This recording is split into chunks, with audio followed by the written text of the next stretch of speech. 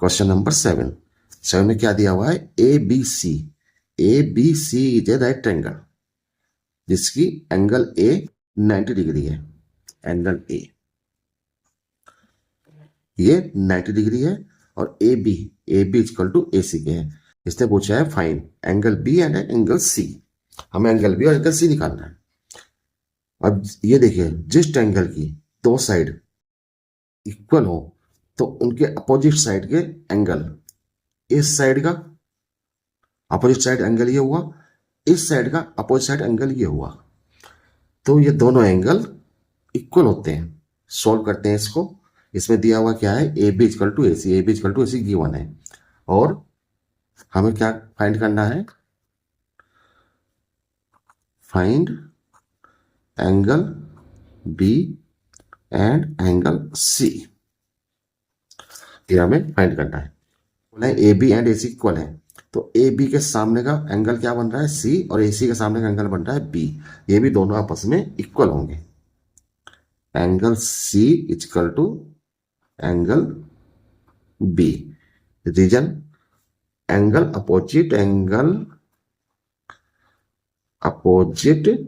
To equal side of triangle are equal. Angle opposite to equal side of triangle are equal. इसमें लगाते हैं angle sum property.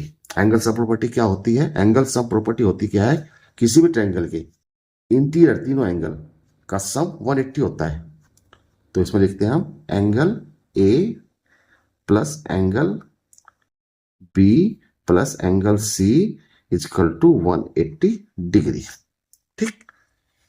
अब angle A दिया हुआ है 90 डिग्री, तो यहां लिखेंगे हम 90 डिग्री।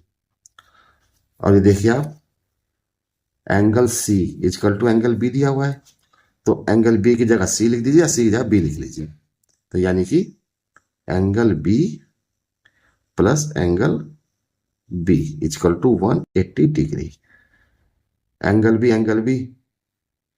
टू एंगल बी हो गया, 90 तो चला गया, तो 2 bracket angle B equal to 180 minus 90 degree.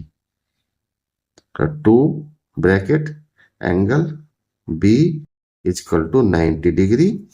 तो angle B equal to 90 upon 2 45 degree. Angle B हमें मिल गया। तो angle B equal to angle C है, तो एंगल सी भी हमारा 45 डिग्री होगा। यानी कि हमें दोनों एंगल हमें मिल गए। ये क्वेश्चन नंबर 7 ही हमारा सोल्व हुआ। ये आंसर है। कैलकुलेशन समझ में आ गई है तो प्लीज चैनल को सब्सक्राइब कर दीजिए, लाइक कीजिए, ज्यादा से ज्यादा शेयर